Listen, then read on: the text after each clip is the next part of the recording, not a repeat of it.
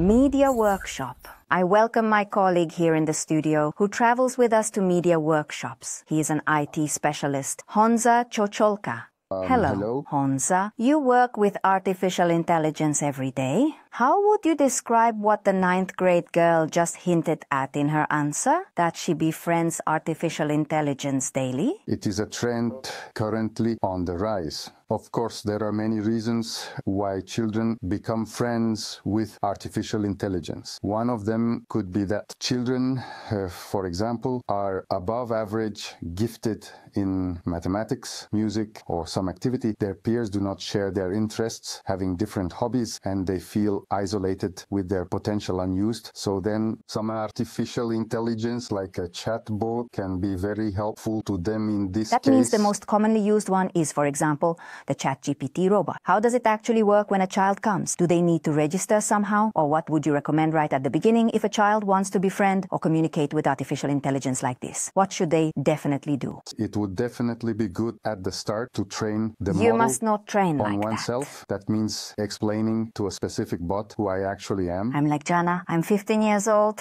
and I want to be friends with you. For example, I have hobbies like this and that, interests like this and that, and I would like to improve in English. For instance, we can communicate in English That's together. actually an advantage, since most of these robots communicate in English. So it has the positive effect of helping kids learn the language, right? Yes, most of the smaller specialized models like character AI primarily communicate in English. However, the large language models like GPT can communicate very, very well in Czech And too. what topics can be discussed? So there are numerous topics, but you could say they are only limited by some law in the given country, meaning the chatbot probably won't explain in detail how to build an atomic bomb. Let's get back to the friendship with the robot. It intrigued me, not just positively, but it also scared me a bit. When I imagine it's my child who is befriending artificial intelligence, I wonder if that's okay and whether the child is losing touch with reality. That they don't actually want to socialize, don't seek out friends, but a robot is enough for them. It's like any other technology. It means that when I have a car and drive, I lose touch with trams and walking in the woods. However, there is also this. The negative impact is that a person can actually get used to having someone available 24/7 to whom they That can means even at 1 in the tasks. morning, a child might wake up and say they're feeling sad. So they go and write to their friend, the robot. So that's what you're talking Yes, about. then Yes. in most cases, the robots aren't usually critical to the person's actions, which can lead, in the context of normal personal relationships, to the person feeling like everyone except the robot is against them. And then, of course, there can be. The problem is that the person gets used to it in such a way that they can't even exist without it anymore. And once again, we come back to the loss, or actually contact. Is it the loss of contact with reality?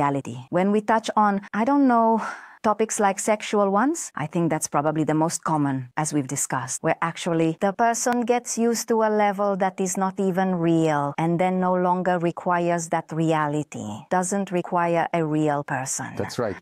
It means that once I have my robot who is always nice to me, supports me, and is never unpleasant, I will practically have issues with every woman in real life. Yeah, but what would you advise those parents now? What should a parent do? Now they have a teenager entering puberty, starting to communicate with artificial intelligence. How can this be managed to keep it okay, so the child doesn't lose touch with reality? It's definitely good for the child not to be online all the time. I would certainly recommend paying attention to what content or topics the children are actually discussing with the chatbot. This means talking with the child, showing interest, and letting them know that we like it too, that we are interested in the topics they discussed, and so on. Just engage. To get involved in the activity together with the child, something like that, I would simply recommend opening up to the child so that the child opens up to me, because practically every child in elementary school today has a mobile phone. So the parental supervision, it can be said that it simply can never be 100%.